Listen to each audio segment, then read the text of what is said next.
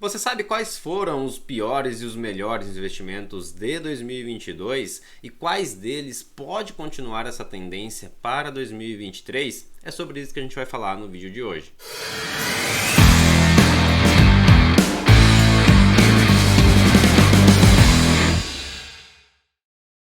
A todos aqueles que estão chegando agora aqui no canal, meu nome é Adriano Bondezan, analista CNPI da Rock Trade, e nesse vídeo nós vamos falar sobre quais foram os principais investimentos de 2022, tanto para o lado positivo quanto para o lado negativo, e qual deles pode ser uma aposta para 2023. Então, se você quer saber sobre isso, fica comigo até o final, que eu garanto que vai valer muito a pena. E para você que está chegando agora aqui no canal, não deixa de se inscrever no canal, ativa os sininhos ali, deixa o seu like também se você está gostando do Palavra do Investidor no atual formato que nós estamos fazendo. Toda semana, às segundas-feiras, eu trago aqui para você tudo que pode impactar os seus investimentos, já tirando aquele ruído de mercado, indo direto ao ponto. Então vamos lá, né? Falando em direto ao ponto, quero mostrar para vocês quais foram os principais acontecimentos de 2022 que fizeram alguns ativos se desempenharem muito bem no ano contra alguns que foram muito mal também. Começando aqui, né, não tem como a gente iniciar sem falar do aumento na taxa de juros americana, que foi simplesmente o mais rápido dos últimos 20 anos e o mais agressivo. E isso realmente amassou a maioria dos investimentos a nível global. Mas eu quero começar mostrando que para vocês tivemos em 2004 um aumento até que expressivo na taxa de juros, mas ele foi mais gradativo, demorando ali em torno de 2 anos para se concretizar, estabilizar e voltar à queda. Dessa vez a gente teve somente no ano de 2022 quatro altas seguidas de 0,75% na taxa de juros americana. Então isso acabou amassando realmente tudo quanto é ativo de risco no mercado, porque basicamente se a taxa de juros americana sobe a um patamar tão alto e tão rápido quanto ele subiu no ano de 2022, realmente as ações principalmente acabam caindo muito, porque as ações nada mais é do que um fluxo de caixa descontado que é trazido a valor presente através de um desconto, e esse desconto é a taxa de juros. E qual é a taxa de juros mais segura do planeta hoje? É as taxas de juros americanas.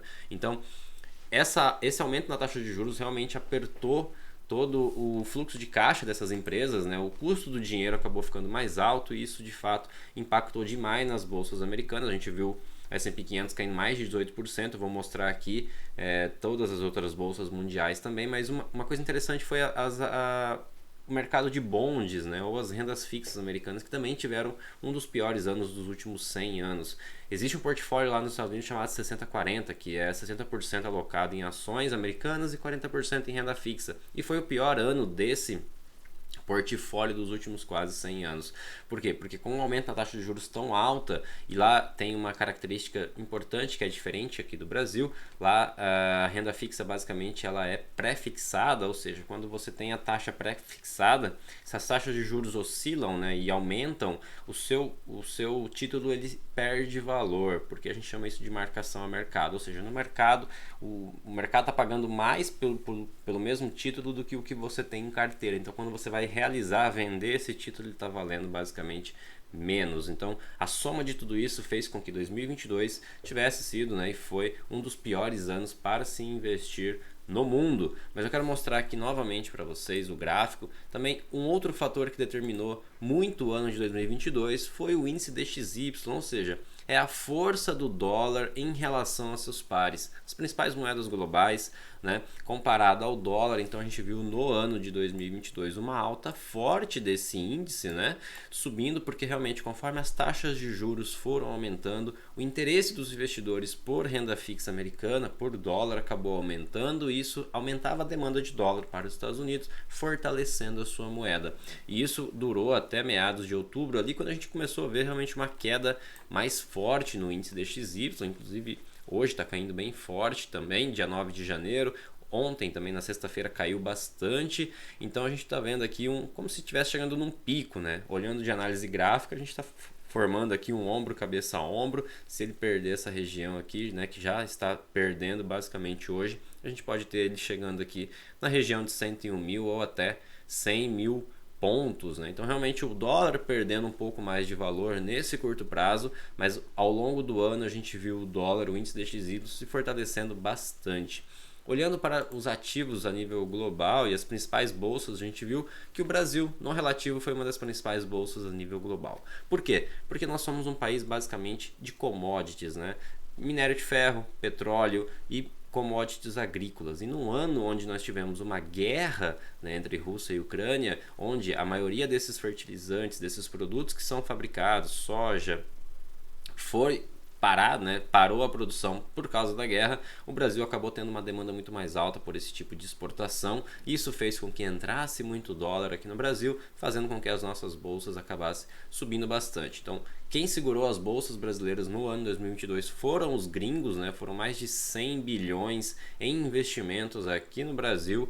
Tomara que isso continue no ano de 2022, mas a bolsa brasileira foi sim uma das melhores, a melhor bolsa no relativo comparado a seus pares. A gente viu o Nasdaq aqui caindo quase 30%, S&P 500 caindo 20%, né, e outras bolsas a nível global também com uma performance bem medíocre comparado ao Ibovespa. Trazendo aqui para as commodities, então, eu quero mostrar para vocês como foi as commodities no ano, né? Deixa eu colocar aqui em um ano, né? Não vai dar exatamente o ano, mas só para vocês terem uma noção que prata acabou subindo bem, ouro acabou ficando no 0 a 0, o petróleo acabou ficando ali com uma queda de 1% no ano, minério de ferro uma queda de 6% e urânio uma queda de 7% no ano.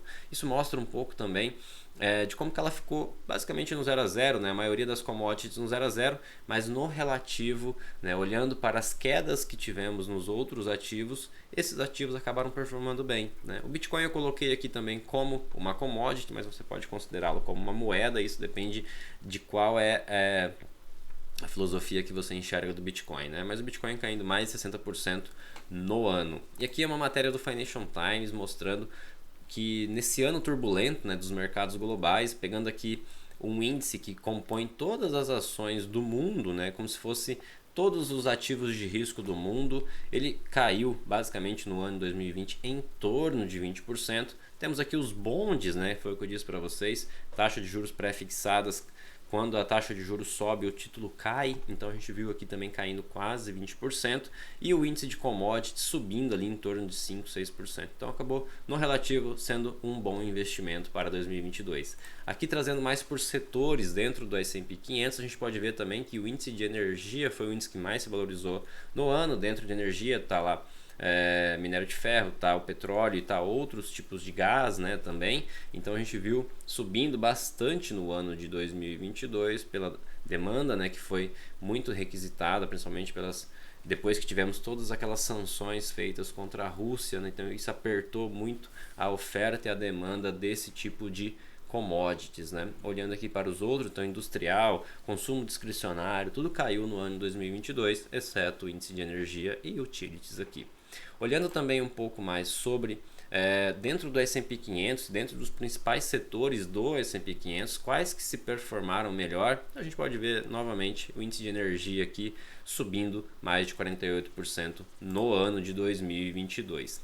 E aqui eu trouxe um compilado também sobre quais foram, né, dentro do S&P 500, as empresas que mais se valorizaram no ano 2022. Então a gente pode ver aqui das 20 principais, 15 a gente pode colocar aqui como as maiores valorizações e elas são do setor de óleo e gás. E se você olhar as piores quedas do ano de 2022 para o S&P 500, a gente pode ver Tesla, a gente pode ver Facebook, entre outras empresas de tecnologia. Então realmente, como eu disse para vocês, com o aperto monetário, com as taxas de juros subindo, o custo do dinheiro acaba aumentando. Essas empresas precisam de muito fluxo de dinheiro para sobreviverem no longo prazo, ou seja, os lucros delas o fluxo de caixa dela está muito a longo prazo, e quando você traz isso a valor presente, quanto maior a taxa de desconto, que é baseada nos treasuries americanos, maior é o desconto da empresa, ou seja, menor é o seu valor de face. Então a gente viu aqui as empresas de tecnologia caindo muito nos últimos meses, né? Muito por esse fato. Agora, a questão para 2023 é até quando que esse aperto monetário vai continuar, se ele já chegou ao final ou ainda não, se ainda a gente vai ter mais alguns apertos monetários, depende muito de alguns indicadores que ainda vão sair, principalmente agora no início do ano.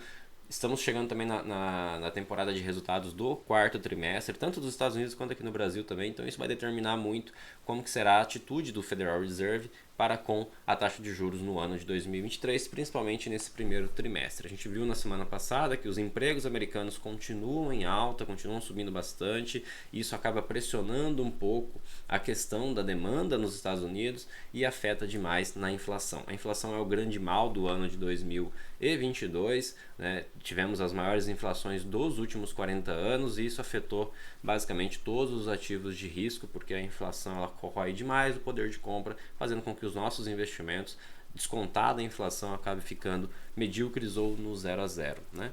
Trazendo aqui para vocês também um outro índice, né, do Charles Bianco, que mostra quais foram as principais bolsas, né, que tiveram destaque no ano. Então a gente teve a Turquia com mais de 100% de valorização, o que também não diz muito, porque lá a inflação está muito alta, acima de 80%. Né? A gente viu o Chile também, que está passando por diversos problemas, mas ainda assim subiu 25% no ano.